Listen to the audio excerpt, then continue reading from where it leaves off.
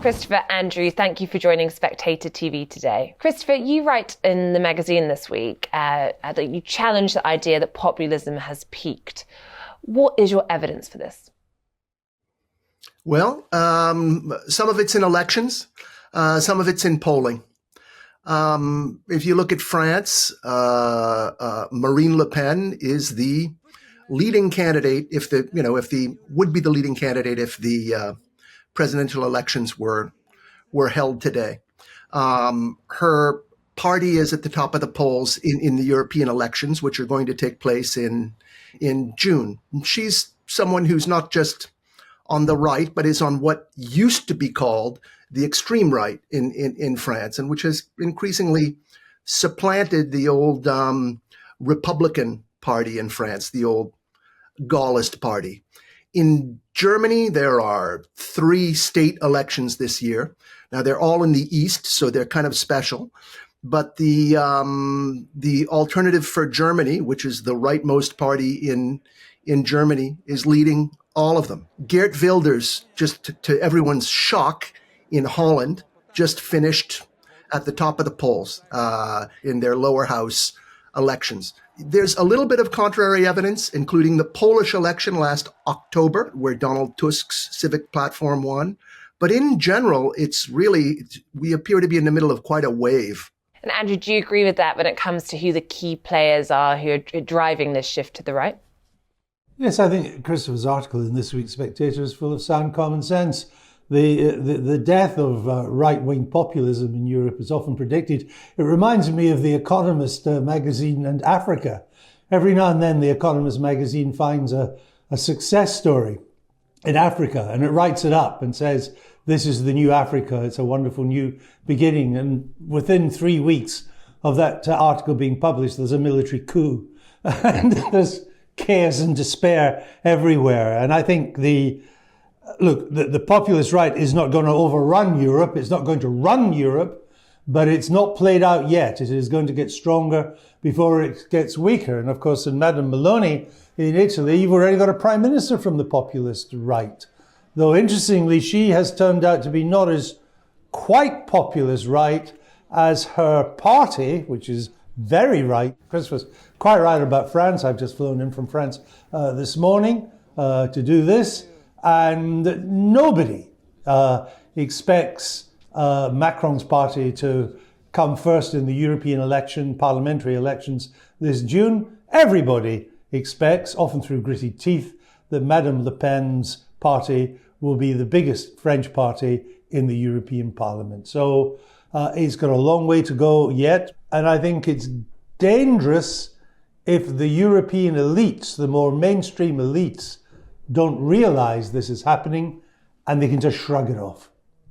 And Christopher, Andrew mentions Macron. Of course, Macron actually did team up with Le Pen recently when it came to his plans on immigration because he needed the support. How much of this do you think is being driven on the continent by concerns over immigration? Do you think that is the main push? It's a very interesting thing because immigration is really not at its peak now, either in the short term or in the broad picture of things. We're in the winter now. There are fewer boats coming across from Africa, and we're not even really having a major push the way we did in 2015. But everyone's thinking about it, and it's kind of interesting that in France in November there was a stabbing in the Drôme, which is down in southeastern France, sort of near Grenoble.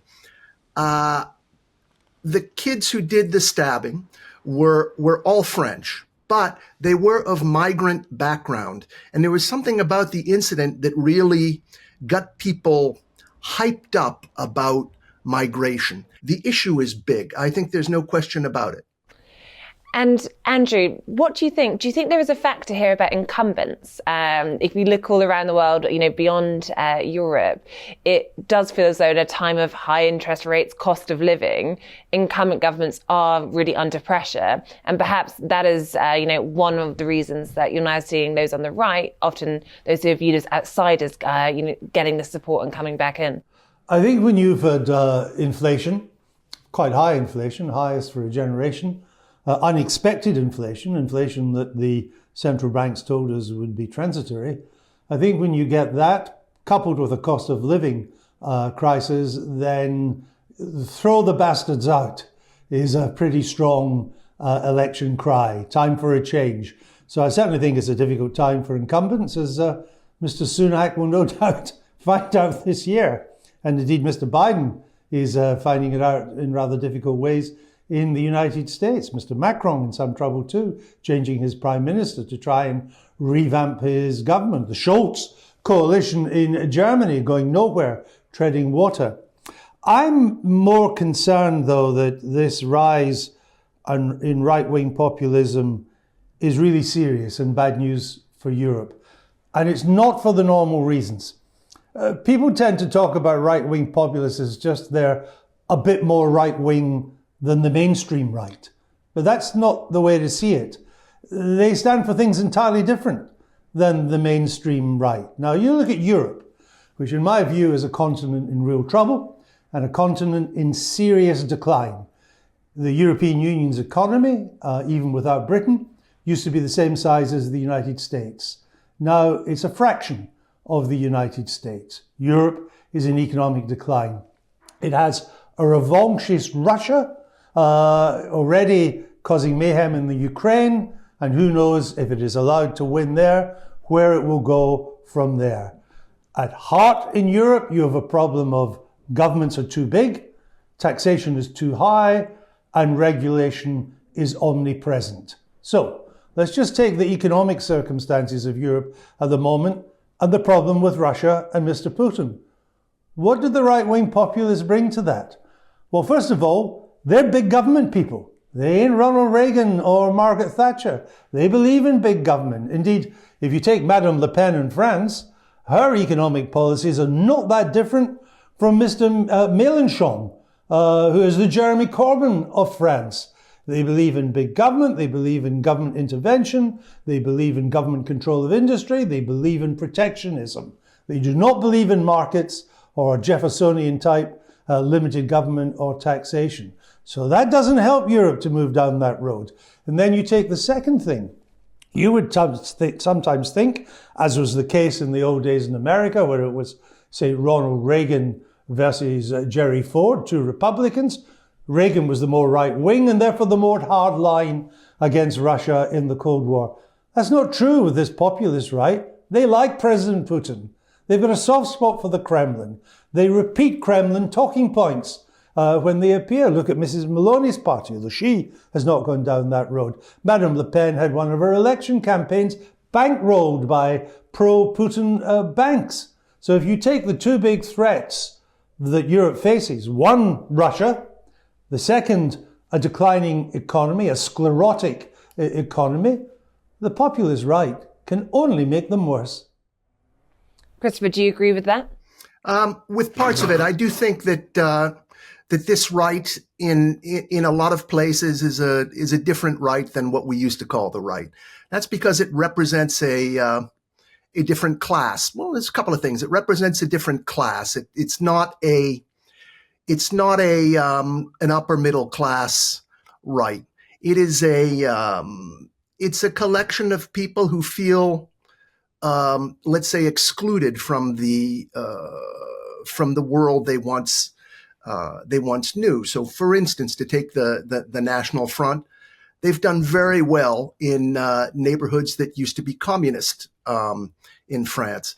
There's also a sort of a historical difference. I think Germany has had a really good last 20 years, but none of these continental countries really had the experience of let's say a free market boom the way the United States and the UK did under Reagan and Thatcher, respectively. So there's not quite the same push for an unshackling of entrepreneurship on the continent the way there would be in more Anglophone cultures. When it comes to some of these elections coming up and the rise of the parties, which do you think it could have the most profound effect? Do you think it is perhaps the Pen gaining ascendancy because of that, Putin tendency, or ultimately is the big deciding factor going to be actually what happens in America, because so much of our foreign policy comes from America? Well, I think the election to keep an eye on in Europe for the state of things to come, or the shape of things to come, is for the European Parliament. Now, of course, the European Parliament is of no geopolitical significance whatsoever, but it does tell you how Europeans are thinking. And I expect the populist right bloc, made up of parties from not just France, but from Germany and Italy and many other, even some Scandinavian countries, I suspect that could end up being the biggest bloc in the European Parliament. The French presidential election is not till 2027, so we've got a while to wait there. And so far, AfD in Germany, as Christopher says in his excellent piece, is strong in a particular region, which is the old East Germany there. So I don't think in this what America's doing, America often has incredible influence in European elections, especially in British elections, because what happens in America tends to end up over here at some stage, perhaps in a different shape or form, but it originates from the United States. I don't think Europe needs that now. Europe's at a different part in its economic cycle. Could be that Trump, if he is re-elected, will reinforce the European populist right. But I think they're on their own trajectory here. I think that immigration will probably start ramping up again. That'll be a further prospect for, say, the Sweden Democrats. Not the Social Democrats, they're very different. The Sweden Democrats are right-wing populists. We've already heard from what's been happening in Holland. I remember there was a Danish right-wing populist many years ago whose defense policy was to put loudspeakers up on the Danish border and shout, "We surrender" in Russian. That was his defense policy. So I think we're in for a dangerous time here, and I think it's broadly based. As Christopher mentioned, Poland has bucked the trend for the moment, but that may not be forever. That may be rolled back quite quickly, in fact. And I don't know where this is taking us, because we now have a continent bereft of leadership. Britain has gone from the EU and can't provide it. The French and the Germans don't even get on anymore. The motor of the EU, which was the Franco-German alliance, that's gone. Macron and Scholz barely talk to each other. They don't like each other. Italy can't do it. Spain can't do it. I mean, the rising power in Europe is, of course, Poland, and that's now a formidable military power.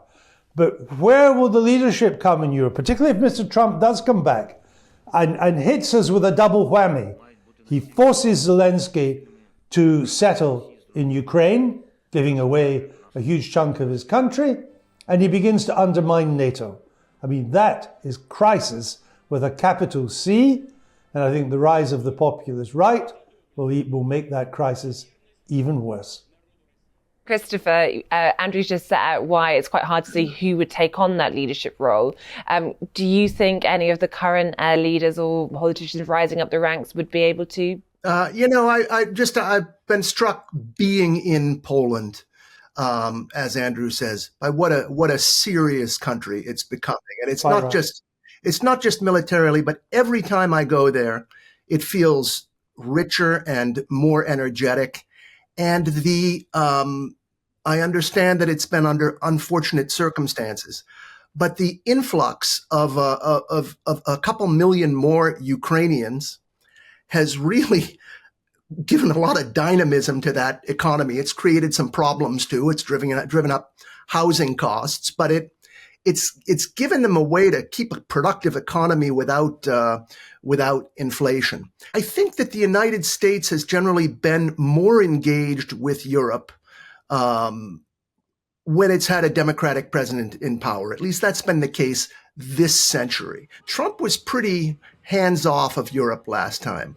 I also think that for all his rhetorical bluster about NATO paying its way, that's really a logistical complaint. It's a complaint about budgeting. As far as his view of the world, his view of the world on everything is kind of locked in the 1960s, and therefore he might see Europe as relatively more important than a neutral analyst would on the world stage. So I think there's a lot of unknowns in this, and they won't all necessarily cut against Europe.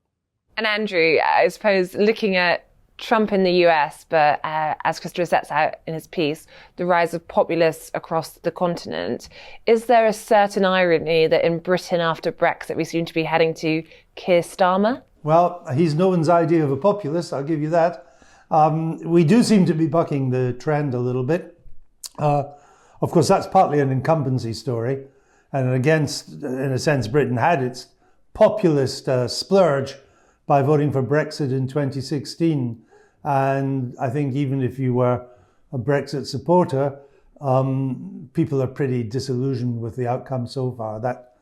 Look, there's a long while to go. We're not going back into the European Union in the foreseeable future. But that last exercise in populism didn't work out. I think a lot of the people who voted Brexit feel betrayed and they're disillusioned. I agree with Christopher that Mr. Trump is very hard to read. Sometimes he can't even read himself.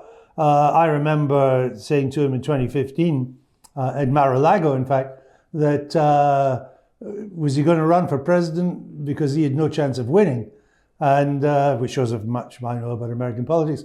To which Mr. Trump said, "No, I know I won't."